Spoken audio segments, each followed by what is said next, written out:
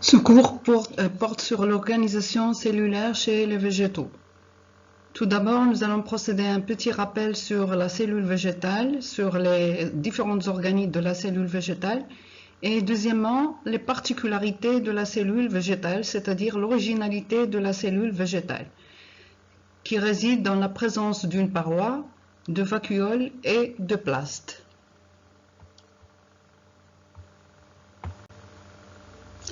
La cellule végétale, comme la cellule animale, elle présente une membrane plasmique, donc qui délimite la cellule. Elle présente des organites comme la mitochondrie, dont la fonction est d'assurer la respiration cellulaire, un noyau, qui présente un nucléole central, donc où réside l'information génétique, un réticulum endoplasmique dont la fonction est de la synthèse de protéines, et un appareil de Golgi. En plus, donc la cellule végétale, en plus de ces organites, elle présente d'autres organites qui lui sont spéciales, notamment une grande vacuole, des plastes et une paroi.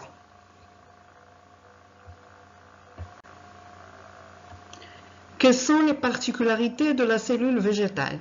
Tout d'abord, la taille. La taille de la cellule végétale est plus importante que celle des cellules animales. La forme. La forme est plutôt polygonale, rectangulaire, à cause de sa paroi qui est cellulosique. Elle se compose de plusieurs chloroplastes qui, grâce à la chlorophylle, lui permettent de faire la photosynthèse. La cellule végétale est protégée par une paroi composée de cellulose ou de lignine, et la présence d'une vacuole où sont stockés l'eau, les sels minéraux et les résidus des métabolismes secondaires. La membrane plasmique, elle délimite la partie externe du alloplasme, elle a d'importantes fonctions physiologiques, elle assure les échanges intra- et intercellulaires. Il y a au-delà de la membrane plasmique installation d'une paroi. Cette paroi, elle comprend la lamelle moyenne qui constitue un ciment intercellulaire. Intercellulaire, c'est la partie la plus externe de la paroi. Elle s'édifie la première après la division mitotique en deux cellules filles après la mitose. Elle est commune à deux cellules voisines. Elle est composée par des matières pectiques qui sont des glucides. De part et d'autre vont s'installer la paroi primaire et la paroi secondaire. La paroi primaire, elle est de nature pectocellulosique. Elle contient des molécules de cellulose qui sont associées sous forme de microfibrilles et dont l'orientation est différente de la périphérie vers l'intérieur. Elles ont une orientation horizontale extérieurement, mais vers l'intérieur, elles ont une orientation verticale. Elle existe seule chez les cellules jeunes. Elle est extensible, elle permet la croissance cellulaire, donc la croissance en longueur ou ce qu'on appelle la croissance par élongation. La paroi primaire, elle est souple, elle est élastique, donc elle permet une certaine souplesse à la cellule. Et donc quand la cellule est jeune, on a la présence seulement de la paroi primaire, donc il lui permet de croître par élongation, donc de croître en longueur. La paroi secondaire, elle apparaît après la différenciation cellulaire, c'est-à-dire lorsque la cellule a fini sa croissance. Donc, il y a installation de la paroi secondaire qui est appliquée intérieurement contre la paroi primaire. Elle est régie d'épaisseur variable selon les espèces végétales, selon les plantes. Elle ne permet plus la croissance cellulaire. Donc, une fois que la paroi secondaire est installée, il n'y a plus moyen à la cellule de croître en longueur. Elle est constituée de cellulose, d'hémicellulose, de composés pectiques et de protéines pariétales.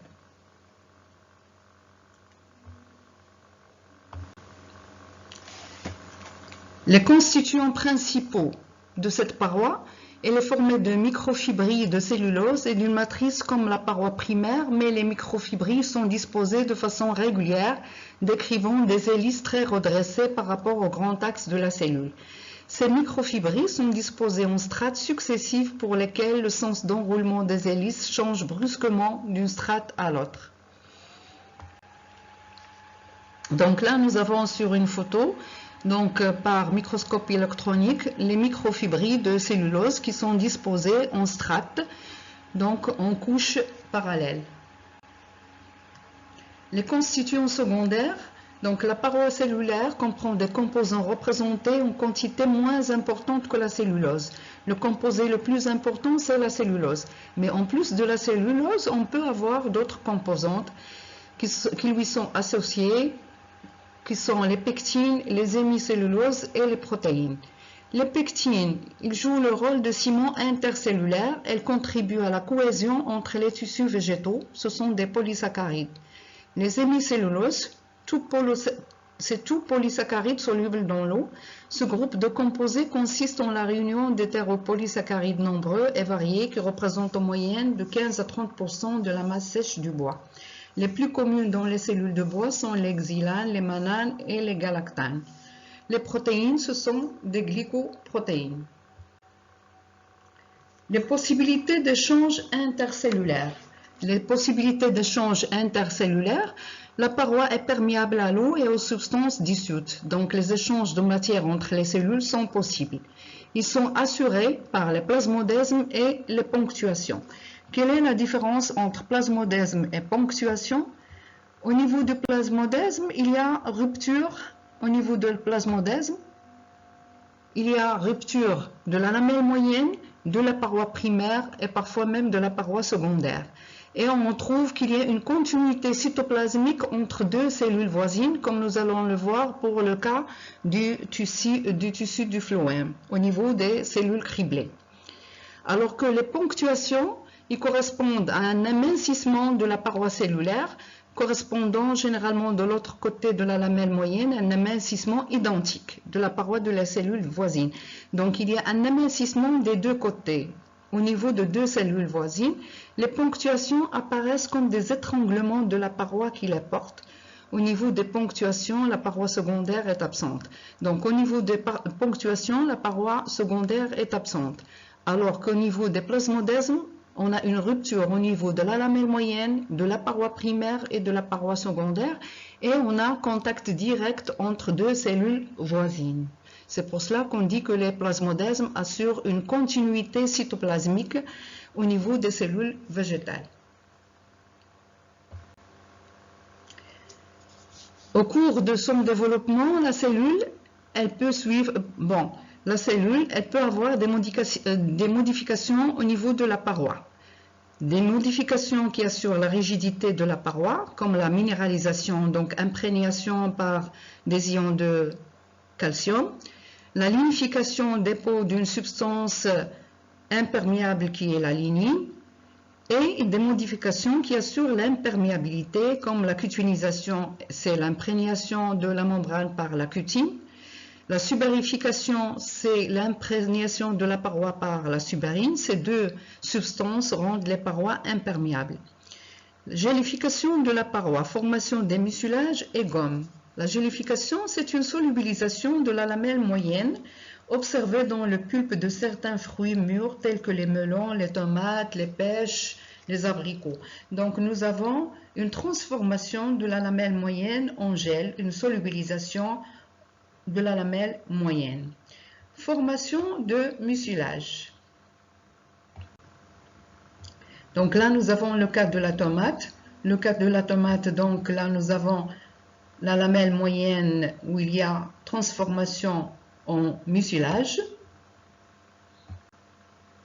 Formation de gomme. Donc le cytoplasme de certaines cellules sécrète en abondance des composés pectiques qui se gélifient. Cet abondant de gelée pectique s'accumule entre les cellules qu'elle écarte et constitue un mucilage. Mais quand il y a hypersécrétion de composés pectiques gélifiés, ceux-ci peuvent, après destruction, s'épancher vers l'extérieur, c'est-à-dire se dégager vers l'extérieur de la plante. Ces composés gélifiés, une fois en contact avec l'air, ils vont se dessécher, durcir et deviennent des gommes, par exemple la gomme arabique ou la noix de muscade. La vacuole. La vacuole, elle est importante du fait de sa fonction. C'est un organite qui est très important au niveau de la cellule végétale. Elle est importante du fait de sa fonction, ce qu'on appelle communément poubelle de la cellule. Elle stocke tous les composés issus du métabolisme secondaire. Et aussi, elle est importante par son volume, 80% du volume cellulaire. Donc, elle occupe une grande partie du volume de la cellule végétale. C'est pour cela qu'on trouve que le noyau, il est repoussé plus vers la périphérie, donc il a une position latérale. C'est une zone tampon de la cellule. Qu'est-ce que ça veut dire, c'est une zone tampon de la cellule? C'est au niveau de la vacuole qu'il y a un maintien d'un équilibre en solidité et un équilibre ionique. Donc, lorsque la concentration d'un ion elle est supérieure au milieu extérieur, donc la vacuole elle va dégager de l'eau pour diluer cette concentration et pour qu'il y ait un équilibre entre le milieu extérieur et l'intérieur de la cellule. Et vice-versa. Donc, lorsque la concentration est minimale, elle est faible au niveau de la cellule par rapport au milieu extérieur, donc la vacuole va faire entrer de l'eau et comme ça la concentration en ion va augmenter pour égaler celle qui est au milieu extérieur. Elle est limitée par une membrane tonoplaste qui gère les échanges entre cytoplasme et vacuole. La vacuole, elle est délimitée par une membrane qu'on appelle tonoplaste. Plasmolyse et turgescence, la vacuole joue un rôle moteur dans la rigidité des plantes. Donc, lorsqu'elle est turgescente, donc la cellule elle se maintient bien et le tissu également. Lorsqu'elle est plasmolysée, donc il y a une perte d'eau.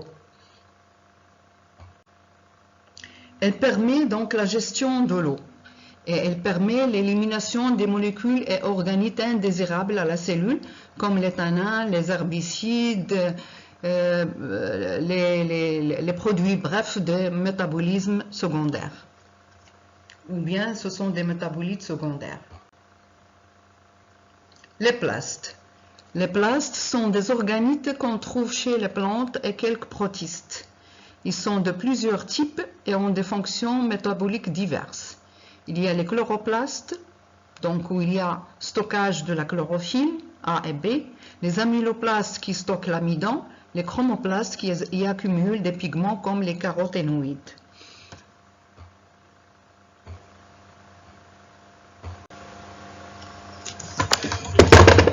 Les chloroplastes. Les chloroplastes, ils ont une forme discoïde. Ils sont sous forme de corpuscules qui sont délimités par une double membrane, une membrane externe et une membrane interne.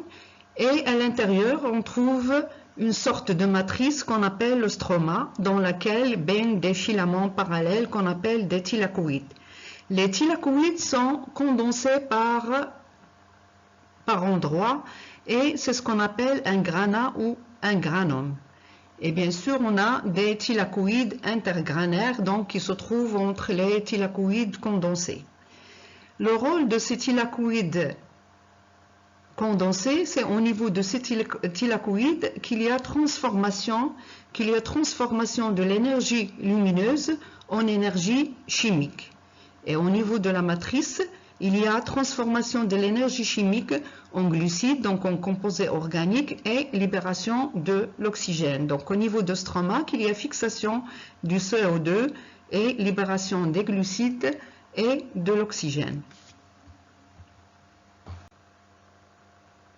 Là, nous avons une structure générale d'un chloroplaste. Les parties qui sont condensées, qui sont noires, correspondent au granum, aux thylakoïdes condensés, et les filaments qui apparaissent de couleur claire, ce sont les thylakoïdes intergranaires et bien sûr qui baignent dans une matrice qui est le stroma. Ces chloroplastes sont plus nombreux, de forme ovale, dont la fonction est bien définie, c'est celle de la photosynthèse. Leur nombre dépend du type cellulaire, donc de quel type de cellule. Par exemple, chez le parent Chimpalisadique, on trouve que le nombre est important de chloroplastes par rapport à l'épiderme qui ne possède pas de chloroplastes. Donc, ils dépendent du type cellulaire, de l'espèce, donc de la plante, des conditions environnementales. Ils peuvent occuper jusqu'à 50% du volume cellulaire. Chez ces chloroplastes, il y a deux types de pigments. Les pigments actifs qui sont la chlorophylle A, les pigments accessoires qui sont la chlorophylle B et C, les caroténoïdes et les xanthophiles.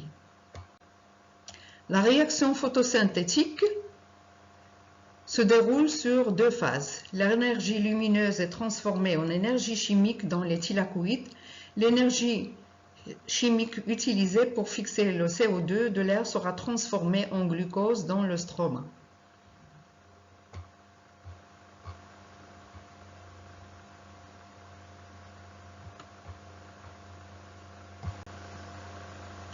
Les amyloplastes. Les amyloplastes, ils permettent le stockage de l'amidon à long terme. On les trouve ils sont très nombreux dans les tissus de réserve, surtout les tissus de racines, dans les organes tels les bulbes, les tubercules et les rhizomes, donc les organes souterrains. Les chromoplastes sont des organites colorés qu'on trouve généralement dans les pétales de fleurs, dans la peau des fruits. Ce sont des signaux attractifs pour d'autres organismes, par exemple pour la pollinisation. Les pigments sont variés, spécifiques à la cellule. Par exemple, chez la carotte, on trouve le bêta-carotène. Ils peuvent être issus de chloroplastes déjà existants ou amyloplastes ou de chromoplastes. Cette plasticité est contrôlée par de nombreux facteurs tels la lumière et le métabolisme.